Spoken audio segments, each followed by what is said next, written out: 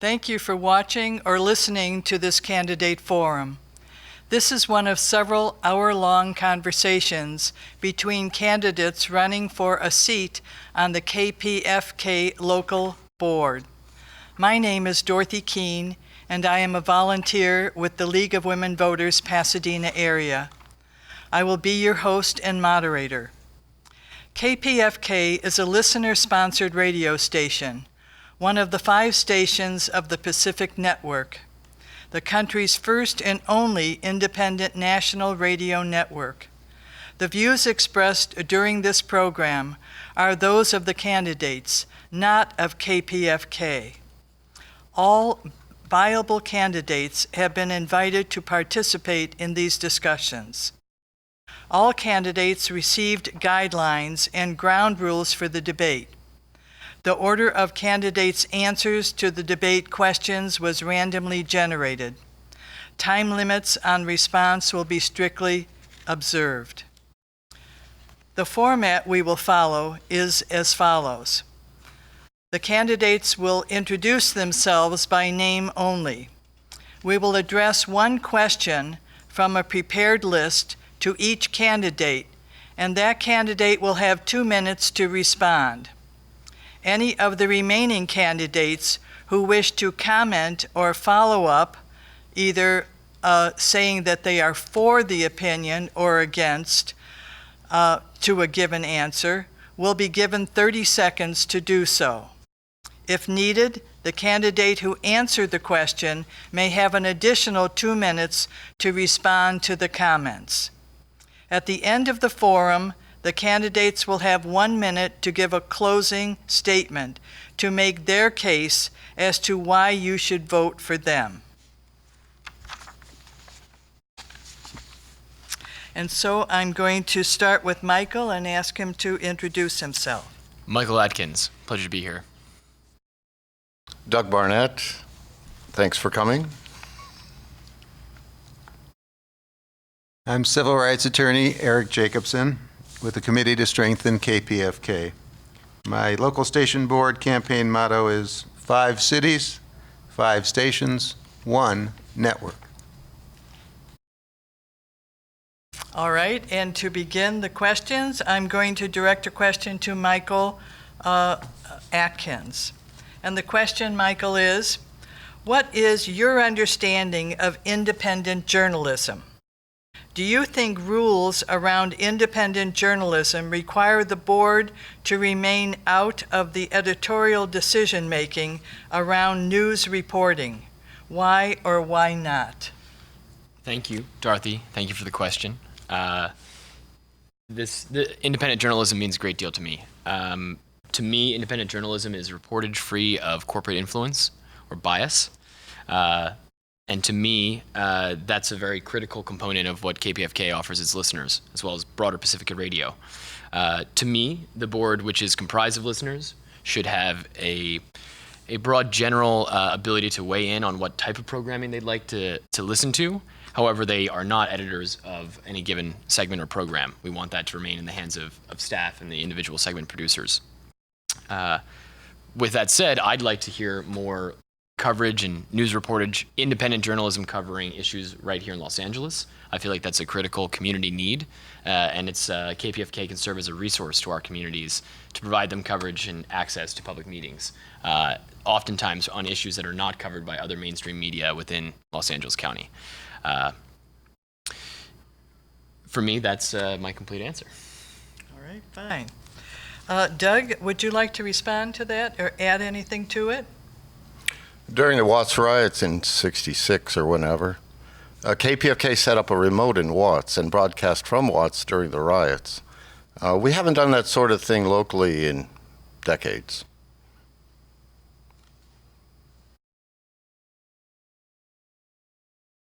All right. Eric, would you like to comment?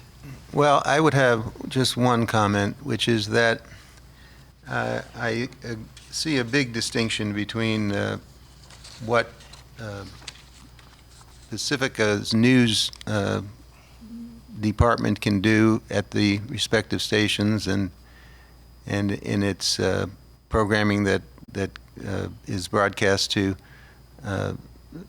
other stations within the network, to try to distinguish itself rather markedly from what is available from National Public Radio and its counterpart public broadcasting outlets. What I don't want to see is Pacifica become essentially a pale imitation of the kind of centrist or center-left, you might say, stretching it, type of journalism that's done at the NPR outlets. All right, thank you. Would you like to give Yes. other comments? I would just like to add that I also agree that there should be very local positioning for remote broadcasting, and that there are a number of great media organizations, many of which are also independent journalism, many of which are also not mainstream media, that should certainly be given space or opportunity to partner with KPFK. I think that there's a lot of great new media in Los Angeles, especially responding to the conservative takeover of other outlets of media, and I'd like to hear and see some of that reflected on the radio waves. Thank you. All right, our next question is for Doug, and it has to do with asset sales. In 1999, one of the issues which fueled the crisis was the consideration by the then National Board to sell one or more of the 5 Pacifica stations. Do you consider selling one or more of the 5 Pacifica stations as an option to resolve financial problems? If so, why? And if not, why not? There was talk of selling one of the stations and maybe building 10 stations in the southeast. When I hitchhiked down to Katrina, I could see where 10 left or progressive stations in the southeast would be very meaningful. But my answer is no. There are Quaker meeting houses that were built in the 1670s in New Jersey, and they still persist. One of the issues I've seen with other nonprofits is they dump their capital resources, and they just dry up. Capitalism does that to you. Your rent keeps going up, your mortgage cost keeps going up, and pretty soon you don't exist. All right. Eric, would you like to comment on the same question? I would. I concur that such a sale of assets would be a non-starter in my view. It's basically the reason that I'm running. I became alarmed and dismayed in the 2012, 13, 14 time period when there was rumors, and then the rumors proved to be more than rumors, that a faction in and around the KPFA station in Berkeley was for essentially the dissolution of the Pacifica network as we've known it since 1949. And they had a scheme that I just reread in preparation for appearing in the last 24 hours. It originated with a woman who had participated in the governance turnover in the turn of the century by the name of Carol Spooner, and she wrote a op-ed that's still online saying that the stations can't get along, therefore there should be a sale of the station in New York. I did a lot of research on it. I'm an attorney by profession. It cannot be done legally. If it can be done at all, it would require a tenth of the membership of about 80,000 nationwide to petition for a vote, which would be 50% vote. There's no support for it that I know of. We're proud of our network. We're proud of our 5-station network. We're proud of our affiliates. And the idea that because there's some mild discord, and my understanding is that much of that is now much better than it was in the 2013-14 period, we would then attempt to sell an asset such as a radio station, it's legally and practically virtually impossible, and in my view, highly irresponsible. Thank you. Michael, would you like to comment? Yes, thank you. I'd just like to also say that I would not support there being the sale of assets. Great information provided by both of the fellow members of this forum. And I'd just like to say that the focus should be on maintaining great programs to grow listenership and increase member support. That, to me, is the formula to maintain the independence and improve financial stability within KPFK and Pacifica. All right. And Doug, you get the final word if you have anything else to add. There was a point at which the New York signal, which is in the middle of the dial, not on your left end, could have gone for probably $300 million. I think it was resisted in the early 2000s because we don't have the governance to control that kind of money.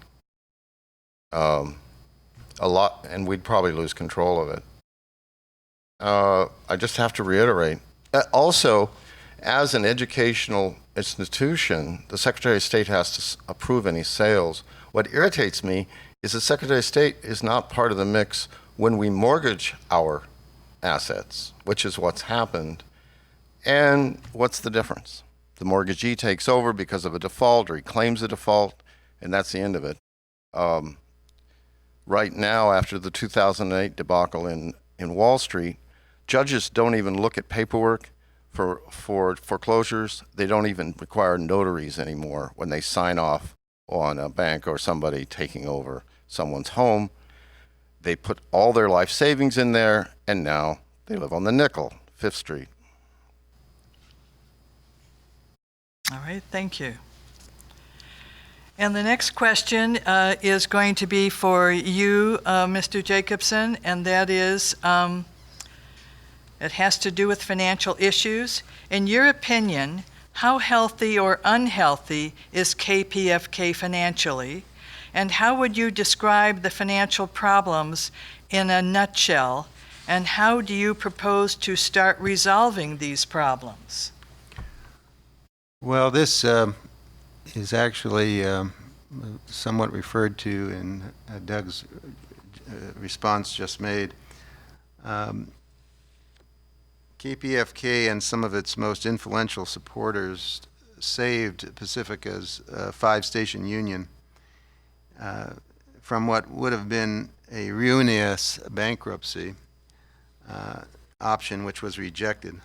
And I was a witness and a token behind-the-scenes participant in that effort, and I feel a sense of responsibility to do what reasonably I can do to help KPFK and Pacifica get its financial house back in order. I support the idea of Pacifica seeking no strings attached funding from all sources that share Pacifica's values and are aligned with the mission statement. For example, many well-heeled potential benefactors of overall humanistic persuasion, I believe, may be unaware of Pacifica's very existence, and that efforts should be made to introduce them to Pacifica and solicit generous support. A few years ago, I researched the existence of the possibly mythical, possibly real figure called the left liberal billionaire. I actually found one in particular, who I won't identify here, but I can say with certainty that she fits the description I just gave of someone who shares Pacifica's values and is of overall humanistic persuasion. She's not from one of Pacifica's 5 cities, is probably not aware of Pacifica's existence, and has likely not been diplomatically asked to become a Pacifica benefactor. Beyond such individuals, there are a great many foundations that may be disposed to financially support KPFK and Pacifica as a whole, and/or our archives on a no-strings-attached basis if earnestly introduced to it by LSB and/or Pacifica National Board members. And it goes without saying that the loss of CPB grant funding due to deficient bookkeeping was a grievous error.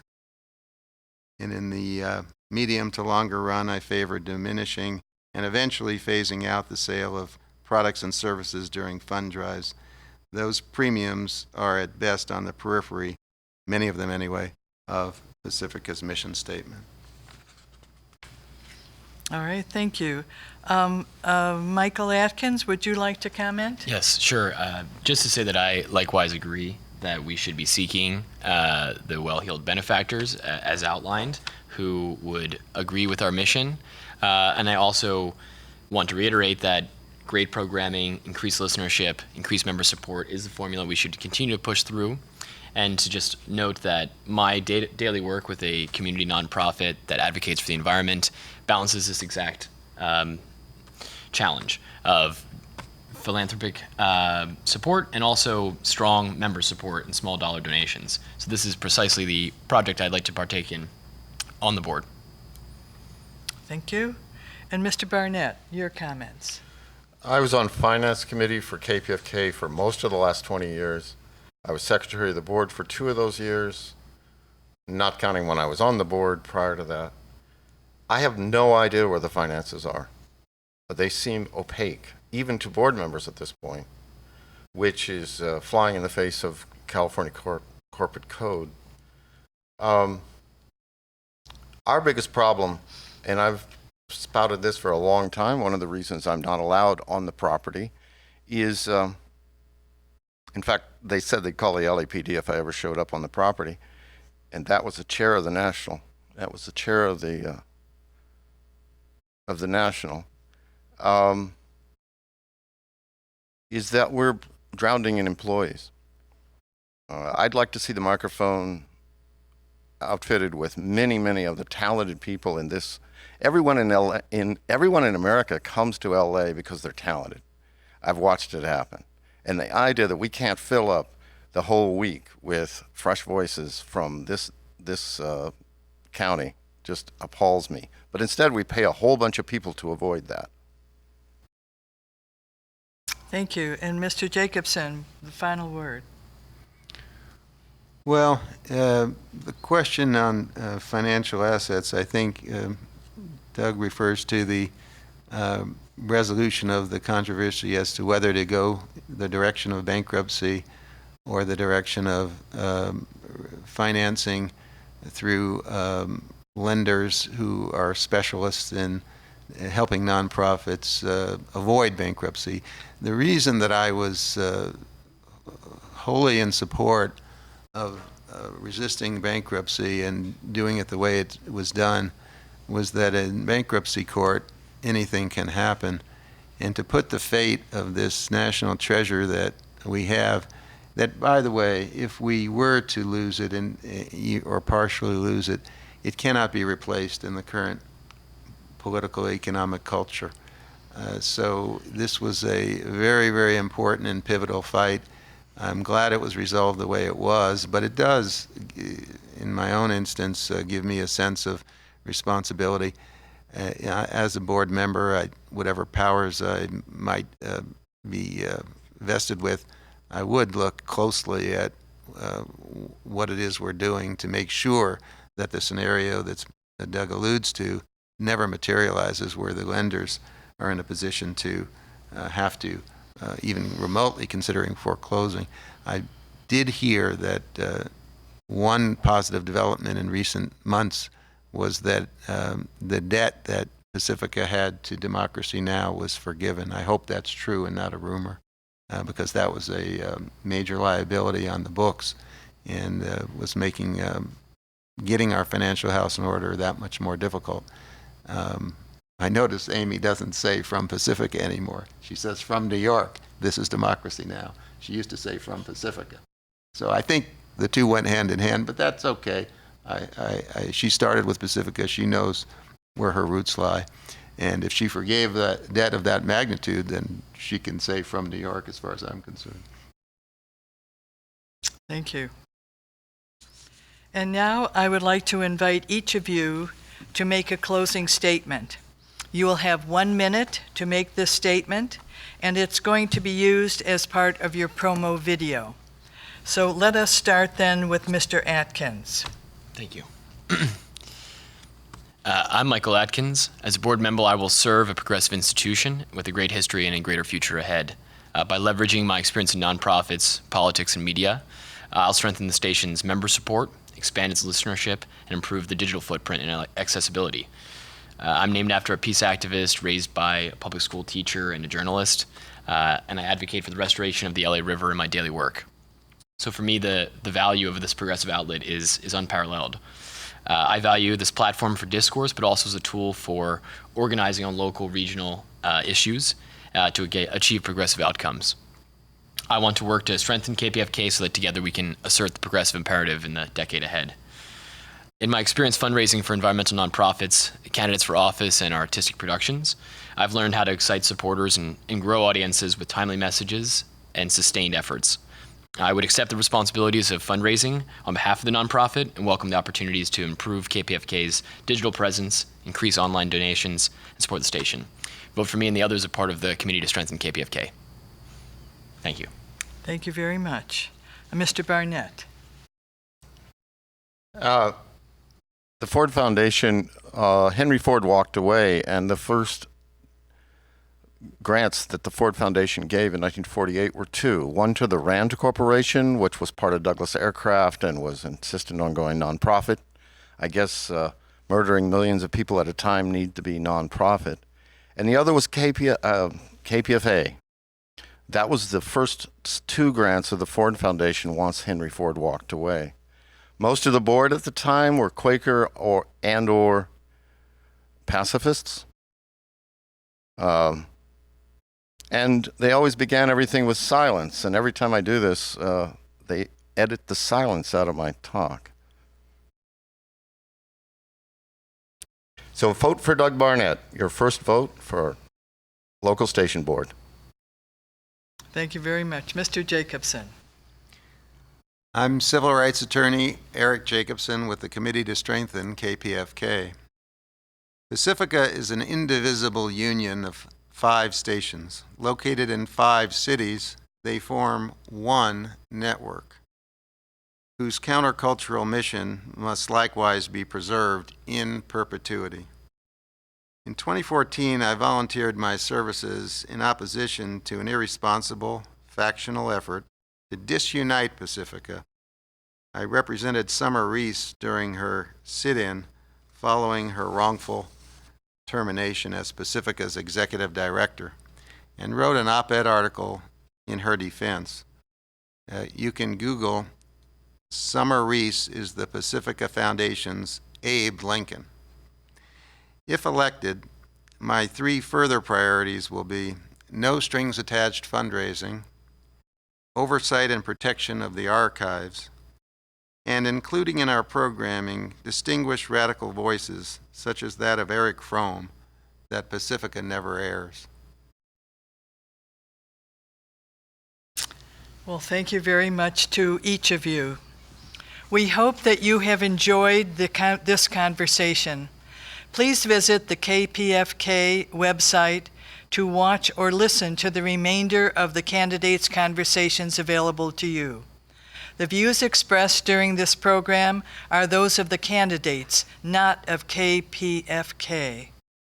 Ballots will be sent to all KPFK members on August the 15th and need to be returned by October the 15th. Please visit election.pacifica.org for more information on the KPFK election. And with that, we wish you all well. Thank you.